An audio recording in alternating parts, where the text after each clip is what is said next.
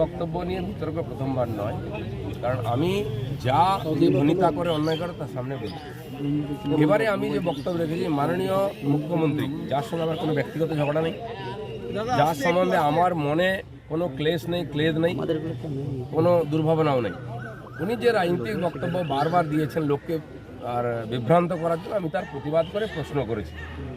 প্রশ্ন হচ্ছে, আমার ভাষা শব্দ প্রয়োগ নিয়ে বহু লোকের আপত্তি আছে, আমার পার্টিও বলেছে, অন্যরাও বলেছে যে অসংসদীয়। যদি তাই হয় আমি তার জন্য দুঃখিত, কিন্তু আমি সঙ্গে সঙ্গে প্রশ্ন করব, তারই পার্টির এক নেতা, তারই পরিবারের এক নেতা, সে কাঁথিতে দাঁড়িয়ে গিয়ে আমার বিধায়ক দলের নেতার নামে, তার বাবার নামে এর চেয়েও খারাপ খারাপ শব্দ বেরোলো, গালাগালি দেবে।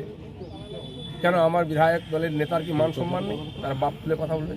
তার বাবা বাংলার একজন বরিষ্ঠ রাজনীতিবিদ, এখনও জীবিত আছেন, তার মান সম্মান